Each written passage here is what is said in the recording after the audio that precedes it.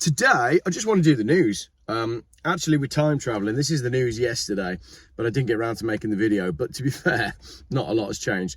I've had my highlighter pen out, so I'm just going to talk you through where the UK is at. We're only going to do the first sort of 16 pages, but I think it'll give you a good picture as to, you know, where the nation is at. If you follow me on Facebook, I had a couple of very viral posts yesterday talking about the general state of the nation, mostly because Keir Starmer has said that there's a new budget coming in October and it's going to be painful, which is hilarious considering how much money they are spending on, well, it was in my video last week. That video went super viral. Did a video last week where I basically said, where's all the money going and why do they keep spending money on things that we as citizens don't agree with? And apparently that really resonated with people because that video had 450,000 views.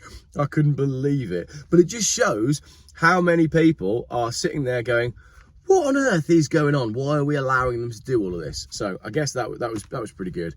But yeah, I was pretty shocked by just how many people watched that video and agreed with the sentiments that I shared as a man that doesn't know much about economics. Anyway, let's have a look at the Times newspaper. So this is from Tuesday, so this is from yesterday. But I'll often pick up a newspaper when I see interesting headlines. Right, so on the front page, right, this side and this side, straight away, we've got on the right, Starmer, I'll bring back the trust in politics. Sir Keir Starmer has vowed to rebuild hope and trust in politics before a keynote speech. In an article for the Times, the Prime Minister said that trust in the government could be restored only by fulfilling the promises he made in the general election. At the heart of this commitment will be protecting taxpayers' money and living standards, reforming the planning system to build more homes, strengthening border security, reducing crime and creating more opportunity for children to succeed. This is a man who, in his first few weeks as Prime Minister, we've had an epic amount of stabbings on children, right? Children are being stabbed left, right and centre. And it's absolutely hideous. And they didn't bother recalling Parliament. All the MPs are on their summer break, you know. Some girls get stabbed at a Taylor Swift concert and it's not important enough for the MPs to come off their summer break, so that's cool. Then they announced that they were prioritising homes for migrants over British people. And then, yes, just yesterday, he said that the budget is going to be painful. So not quite sure how he's going to bring back the trust in politics. And then over on the other side, we've got this one, which is the police have given up on punishing shoplifters. There's been a massive drop in the official enforcement figures. Police officers have almost entirely ceased pursuing shoplifters, despite the number of offences soaring to record levels. Analysis of the official figures reveals insiders fear the almost total lack of enforcement is encouraging further criminal behaviour, with thieves feeling as though they will not be held responsible for their offences. This is interesting.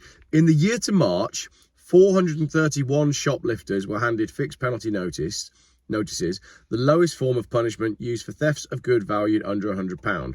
So there's 431 people that got a fixed penalty notice for shoplifting stuff valued beneath 100 quid. How much do you think that's gone down on a decade ago? 98%. That's a 98% drop from a decade ago, where 19,419 of these fixed penalty notices were issued. More serious forms of punishment have also fallen sharply. The use of cautions to punish shoplifters has dropped from 16,281 in 2014 to 2,077 in the past year, down 87%. There's also a decline in the number of shoplifters pursued through the courts, with 28,955 convictions over the past year compared to 72,000 a decade ago. So come to Britain if you want free housing and free stuff on the government, and then free stuff on all the shops as well, because you're not going to get caught for it. So that's it. I mean, that's page one of the newspaper. We're going to carry on though. Over here we've got emergency powers are needed by Ofcom to stop online hate. This is on page 2. Ofcom should have emergency powers to fight misinformation and de-amplify harmful posts to prevent public disorder, a leading think tank has recommended. So we're going to get more control online. What's that say?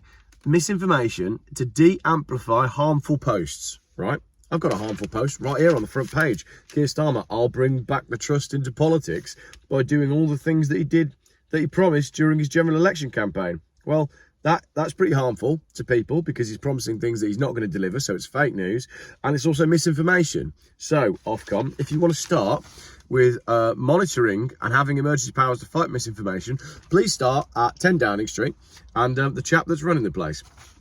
Anyway, moving on, it's a jungle out there after officials ban pesticides from their streets, right? This is quite interesting, look at that. So, Lambeth Council have basically decided that they are not going to allow pesticides. Locals in Lambeth, South London, say the area is starting to look derelict, with pavements beset by 4-foot-high weeds. Last week, the situation on one pavement got so bad that a Liberal Democrat councillor took matters into her own hands, clearing a thorny weed that had grown to the size of a small child. Interestingly, they have banned the use of glyphosate. So they're now trying to do chemical-free weed management, which has presented challenges. Now, glyphosate, if you start looking into it, that really is the subject of a whole nother video, but that stuff was made by, correct me if I'm wrong, the Monsanto Corporation, who are evil beyond belief. And it's basically a byproduct of a weapon, and it's horrendous when it gets into the food supply, which it does via the water supply, which it does via people spraying it liberally on their lands. So basically, things aren't good down in Lambeth because things are growing wild, but that is exactly how they want net zero to be. Everything overgrown and people unable to go anywhere. So you'll own nothing and be happy, but you'll have loads of weeds in your garden. Another one here down the bottom. This is an important one based on, the agenda of the people in power. Parental love is the mother and father of all loves, and now science agrees. The bond that parents have with their child is the most potent and all-consuming form of love scientists have found, trumping the feelings we have for our partners, friends, pets, or nature. So, when we look at the agenda of the system that we're all part of, and we understand that it's trying to destroy the family and family values and parenting.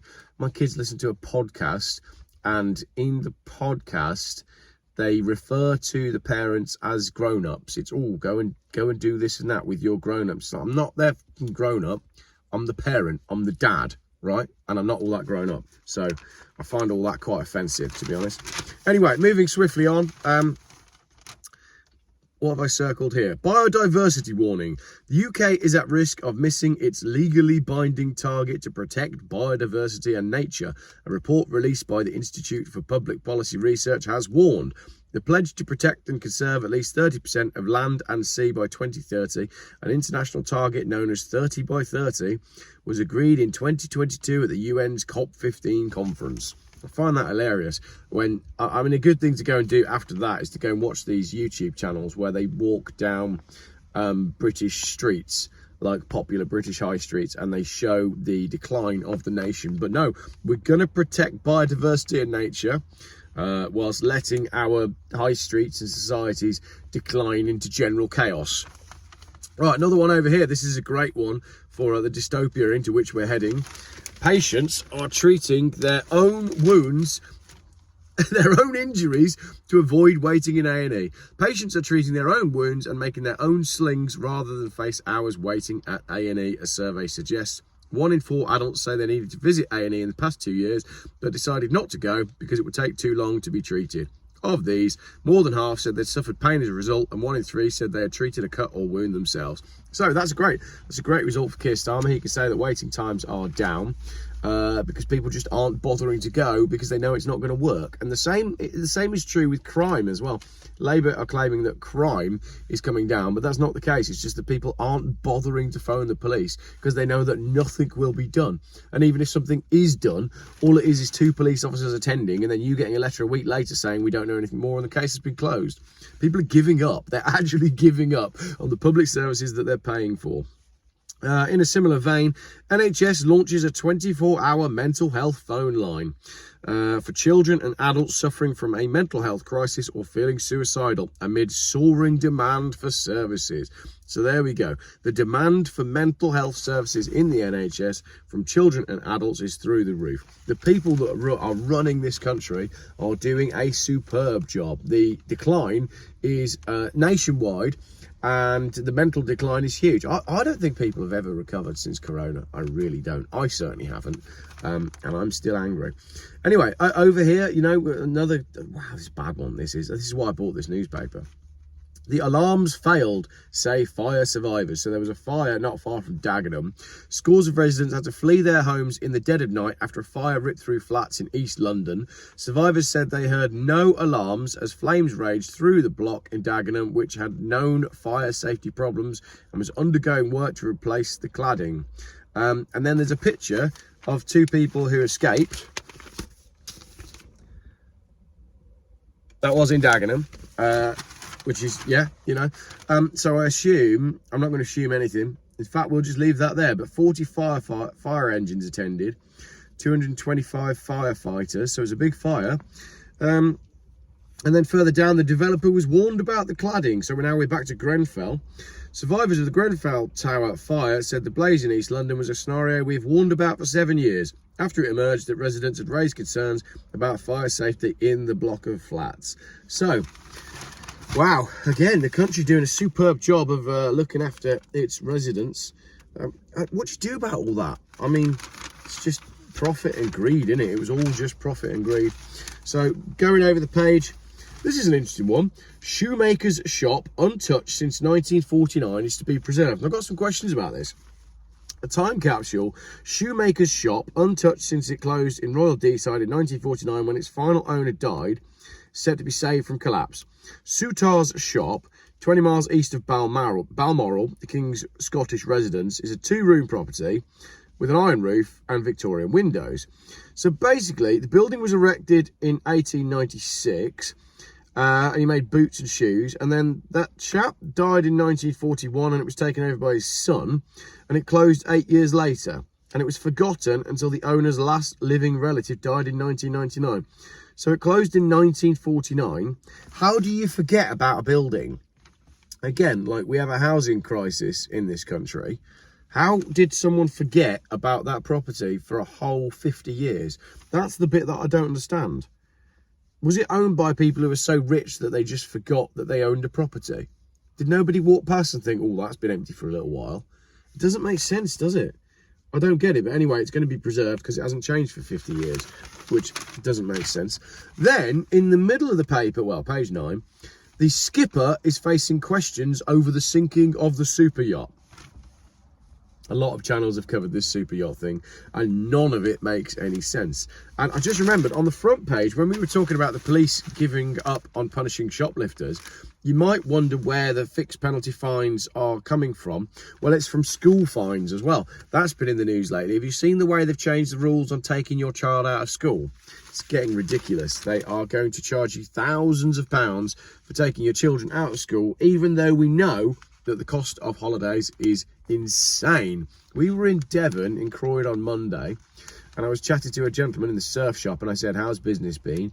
He reckons it's 50% down this year, which just tells you that everybody's skint. So either they're not going on holiday, or they're going on holiday and not spending money, or they're going abroad. We looked at 5 nights on a campsite in Newquay. I won't name the campsite. It's got a big swimming pool, and we thought, oh, that'd be nice for the kids. It was £400 for a non-electric pitch for a tent. That's just for a tent. 400 quid. It's cheaper to go to Spain. Here's an odd one. An ice cave rescue was called off as police said no one was missing. Police in Iceland have called off a 2-day search at a collapsed ice cave after rescue teams were mistakenly told that 2 people were missing. Now, what's really weird here is part of the cave collapsed. One tourist had been in the cave. He told the broadcaster RUV that his group had been walking back. They heard the crashing, but didn't pay any further attention until they returned to their hotel and saw the news. How does that work? You're leaving a cave and you hear a whole load of noise behind you and you just keep walking and think, oh yeah, everything's fine there. Just thought that was a bit odd. Anyway, well, there was a carnival in London, wasn't there? Oh, look at that. Doesn't it look fantastic? Well, might look fantastic, but it was a little bit stabby. There was a woman who was 32. She had a young child. She's now in a critical condition in hospital because she got stabbed at the carnival, which is interesting because then it goes on to say a man of 29 was also treated for injuries and a 24-year-old has been discharged. No arrests have been made. So they say nothing about the person that did the stabbing. However, if you go over here you've got another story about something going on where it says a young black man with his hair in cornrows has been detained near some metal barriers, but he wasn't necessarily charged with anything. So why is it that they can tell us that the man that got arrested for this thing that was nothing was a black man with his hair in cornrows, and yet the person that stabbed the 32-year-old young mother and put her in a critical condition doesn't get a mention? Could be because of where the people that are doing the stabbing is coming from, and they don't want people to know that there is generally I'm not saying it, you can say it yourself. Anyway, over here we've got something about cars. Look, there you go, there's some Bugattis. 4 1930s Bugattis are set to go under the hammer at Hampton Court Palace on Friday. They have an estimate of up to £4 million.